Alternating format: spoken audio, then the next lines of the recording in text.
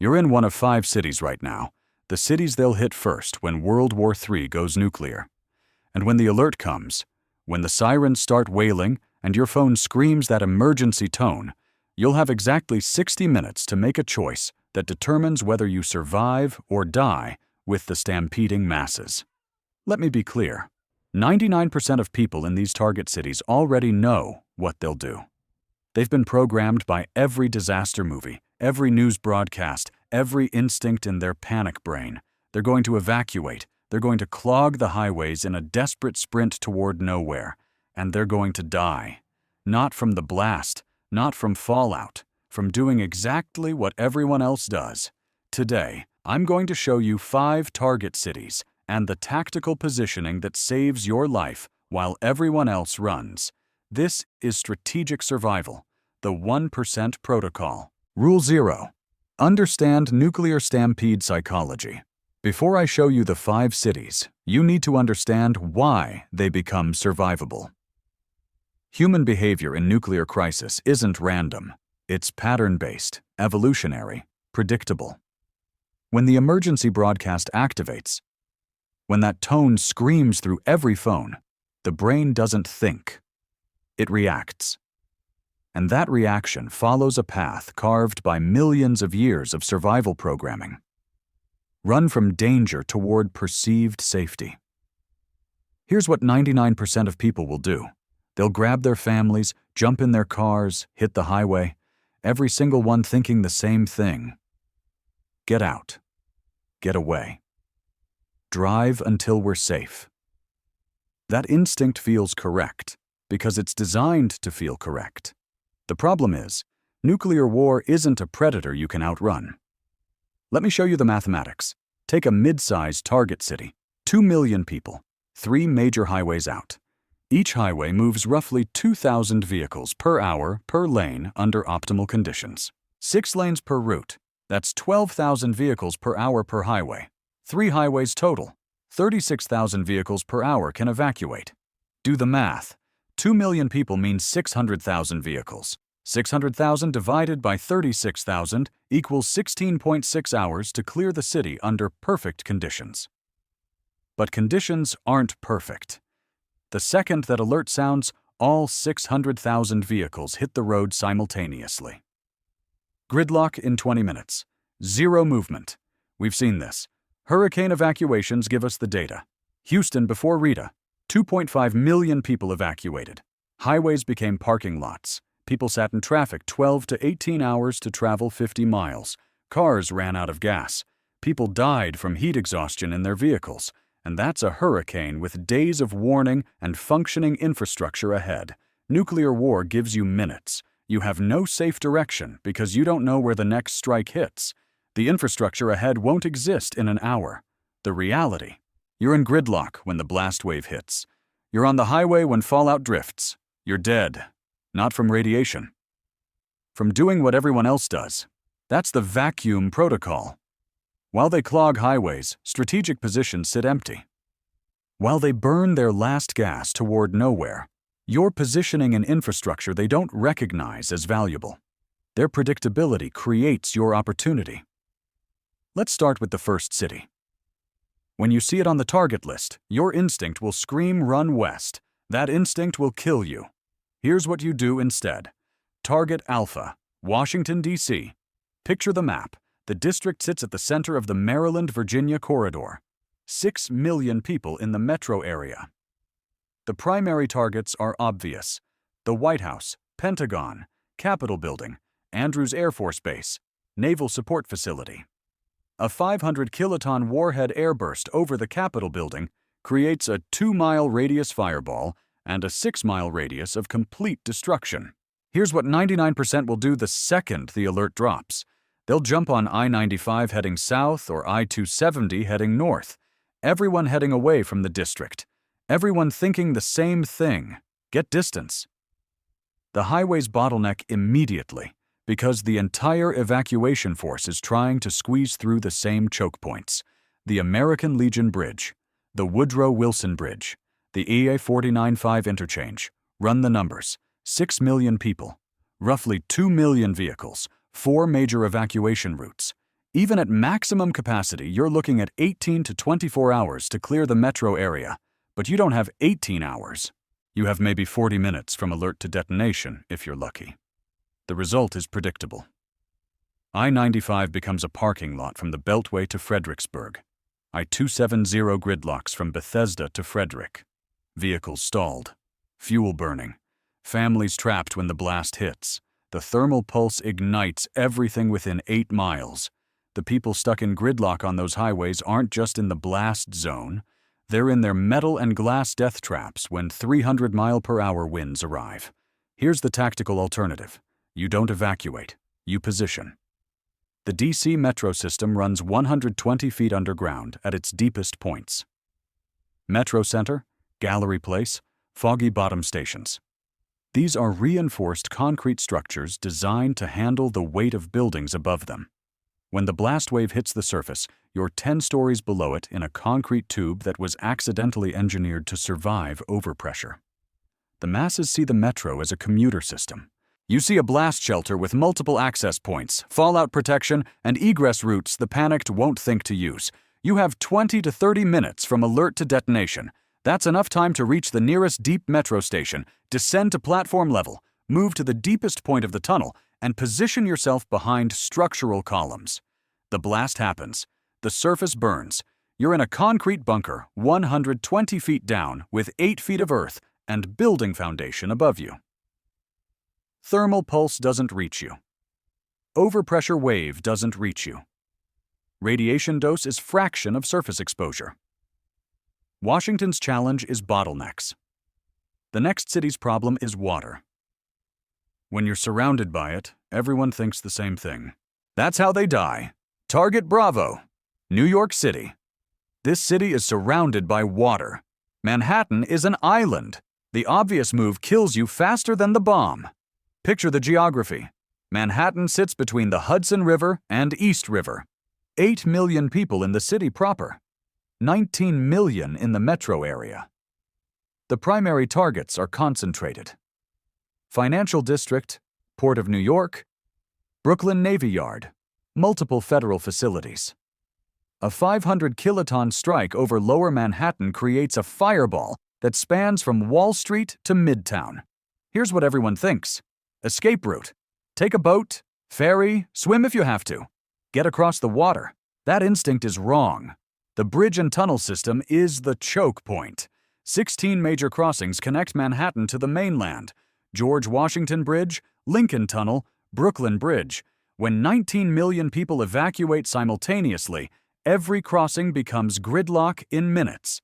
Do the math. Manhattan alone holds 1.6 million people during a workday. 4 million vehicles in the metro area try to flee. 16 crossings can handle maybe 50,000 vehicles per hour combined at maximum capacity.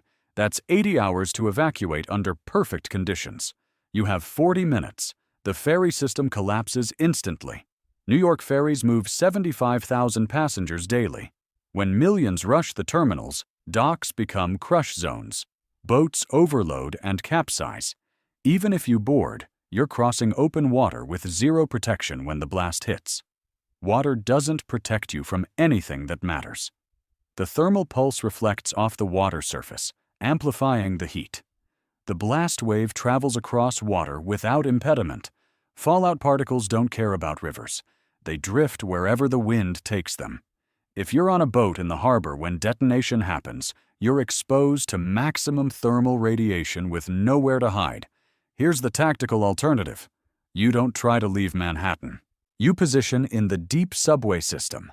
The New York subway runs 180 feet below ground at its deepest points. The 191st Street station, Chambers Street, the tunnels under the East River.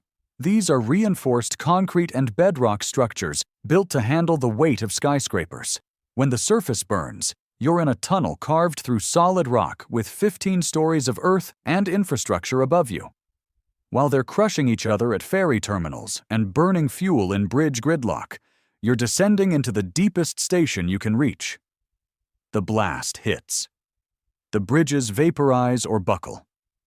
The surface infrastructure collapses.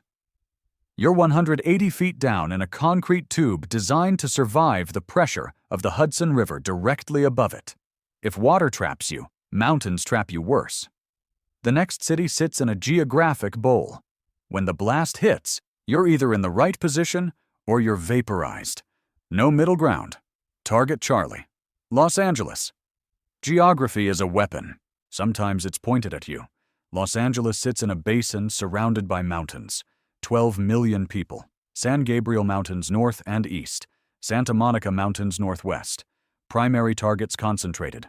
Port, Air Force bases, aerospace facilities, naval installations. A 750 kiloton strike creates a fireball visible from San Diego to Bakersfield.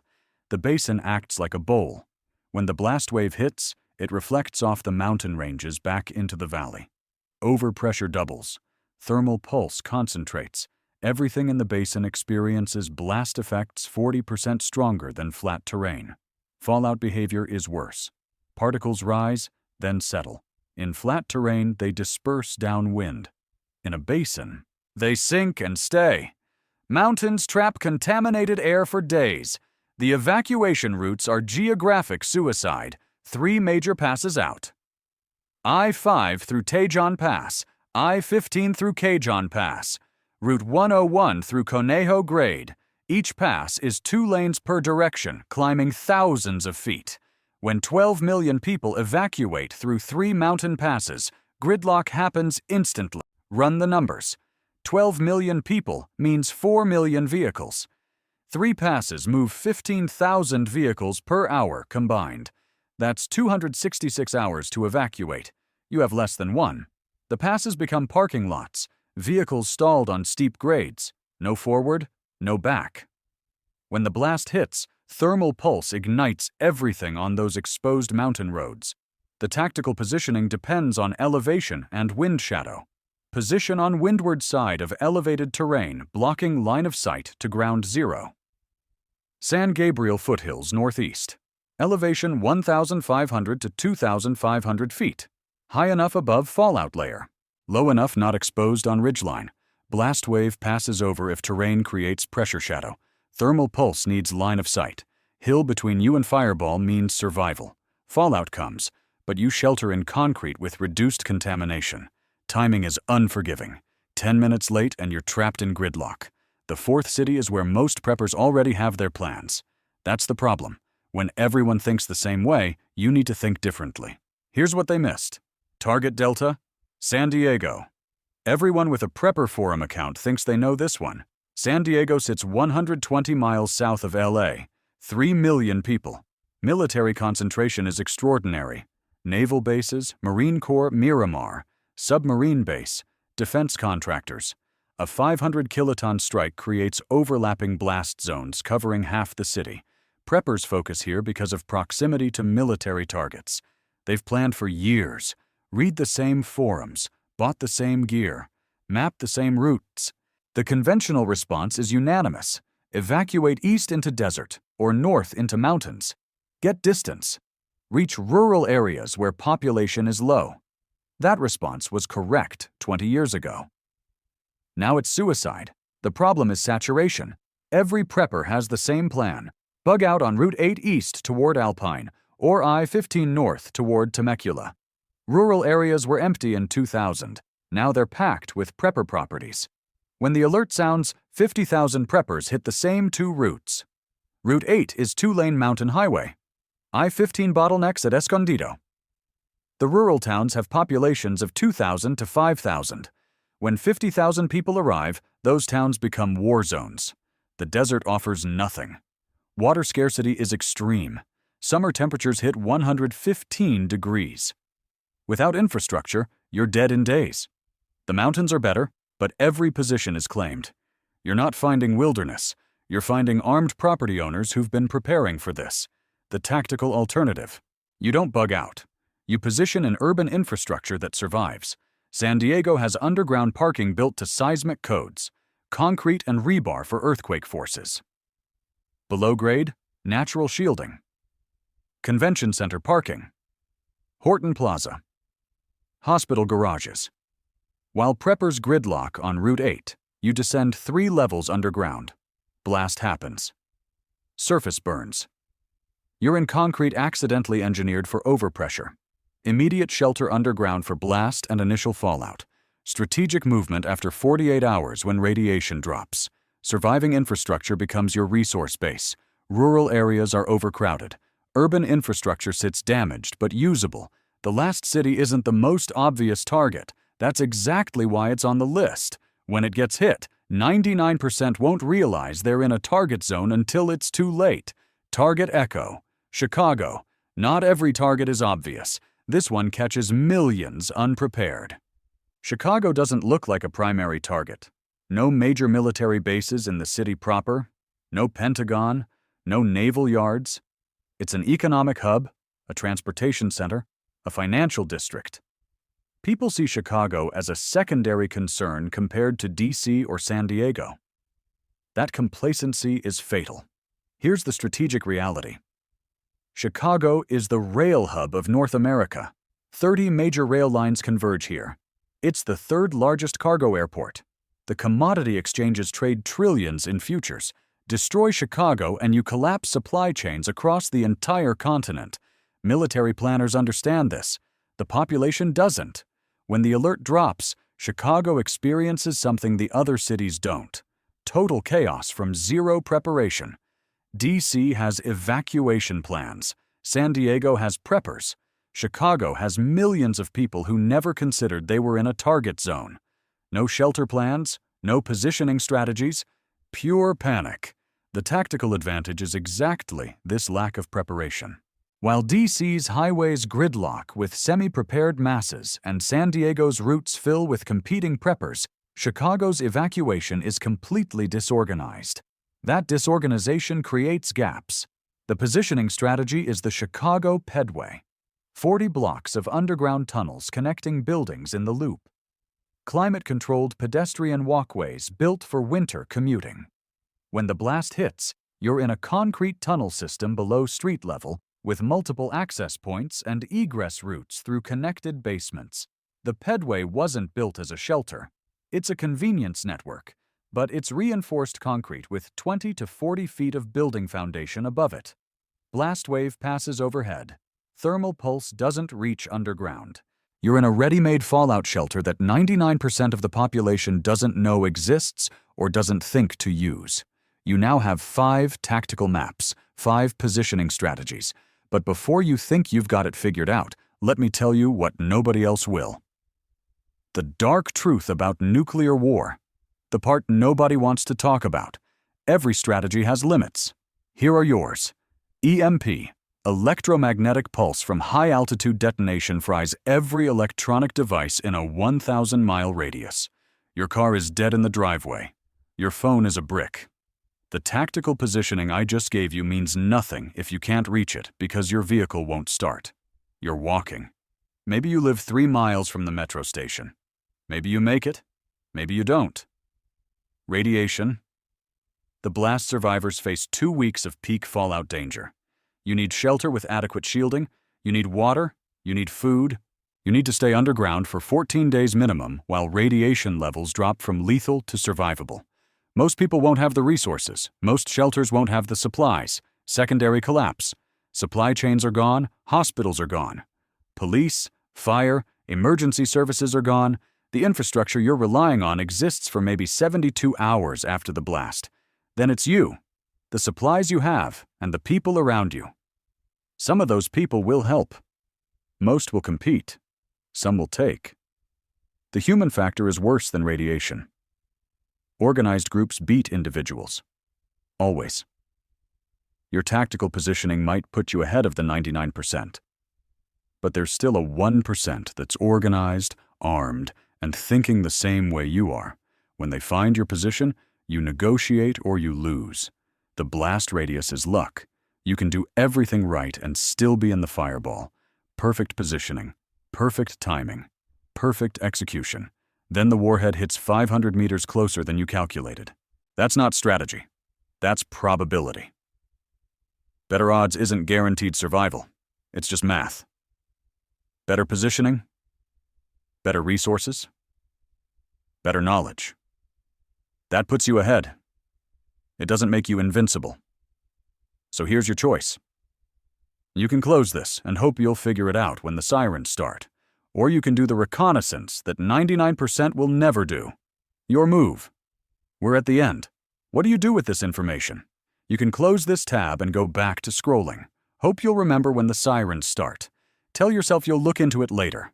Let this become another piece of content you consumed and forgot. Or you can open a map right now. Identify the 5 cities.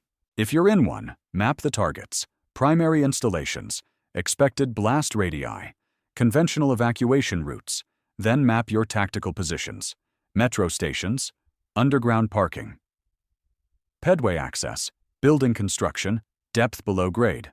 Visit the locations this week. Walk the routes, time the distances, note the access points, check for locked doors, security systems, alternate entries. This reconnaissance is free. It's legal. It's just paying attention to infrastructure that was always there. Create hard copy maps, EMP proof. Mark positions, routes, timing. Store them where you can grab them in 60 seconds. Here's what I know with certainty. 99% of people won't do this. They'll watch, think it's interesting, and take zero action. They'll wait until the emergency broadcast activates. Then they'll join the highway gridlock with every other person who waited until the last second. They'll die in traffic or exposed in blast zones. The 1% acts when action is free. Now, not during crisis. Reconnaissance before emergency is strategic advantage. 30 minutes today or 0 minutes when the sirens sound. You're different, or you're not.